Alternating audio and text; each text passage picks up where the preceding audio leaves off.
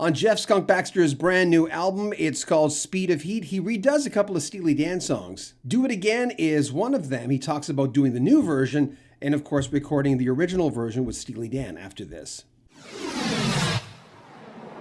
Do It Again, another reinventing. I didn't recognize it, which is what you want. I think that's the whole point, right? When I first heard it, go ahead. Well, partially the whole point. In other words, why would I want to do something again?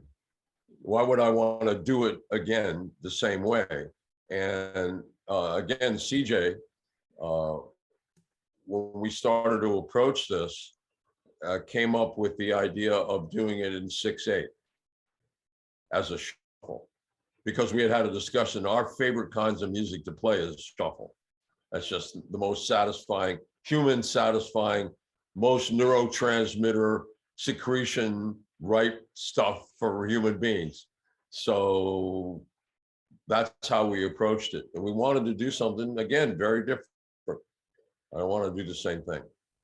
Like my old school is just different. Yeah. With Do It Again, can you share any anecdotes on that, the original? On the original? Yeah. Well, it was ostensibly the first single from Steely Dan, but it actually wasn't.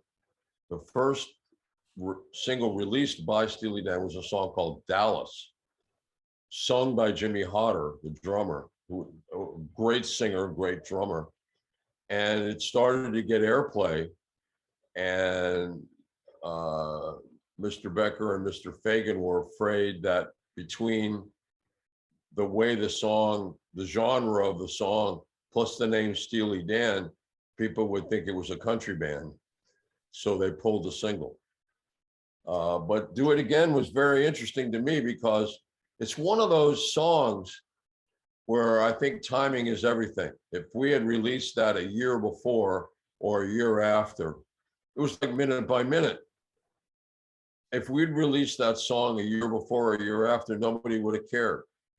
So I'm not quite sure. I guess it's all about the stars aligning in whatever way they do to permit the entrance of something new into the universe, you know. My Place in the Sun. And that portal would have closed. Yeah. One of the best tracks on the album for me that I really like, Insecurity, with the Rick Livingston. Before you answer the question about that, Canadian, by the way, he was the lead singer for Agent, and I produced one of those records, and that's where I met him. A phenomenal singer. But whatever happened to the supergroup? With those some fine lads you were with, the best. Oh, you mean the best? Yeah. We just did it for the hell of it. I mean, that's sometimes like that could have been the greatest band in the world, man. Well, maybe some things are not meant to be. Maybe some things are best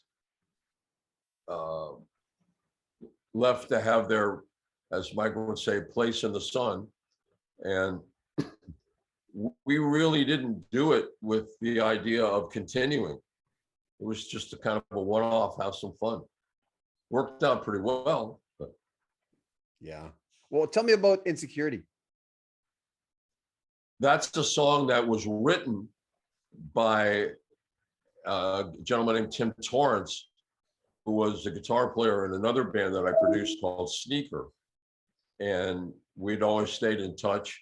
And he had given me that song a long time ago, given it to me, meaning here's, sort of some songs that I've written. And we took it, rearranged it, added a little, a C section to it, and turned it into this kind of funk tune. And when we listen to it now, my first thought was, gee, I wonder if this is dated. But I listened to the track, and especially Rick's singing, and actually some of my playing on it, I said, no, we're going to do this. And we did it live last night, was the first show we'd done, and the response was tremendous. Is that a fun song to play? Sorry to interrupt you. To me, my first thought was, oh my God, this would be so fun to play. Well, a lot of what I did when I was a kid playing in R&B bands, I love that stuff. The whole funk groove to me is, I want to be in the pocket. I mean, you can shred. It's fun to, play a million hemi, semi, demi quavers and impress everybody with your trampoline skills. But for me, the total joy in life is to find the groove and get in the pocket and just, ride that train.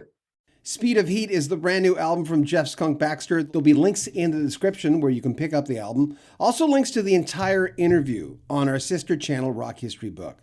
Remember, like all our videos, it makes a big difference as far as viewership is concerned. Subscribe to our channel because we're trying to reach 100,000 this summer. Comment on the videos and, of course, share those videos. We'll have more from Jeff Skunk Baxter in about 2-3 days. I'm John Beaudin. This is Rock History Music.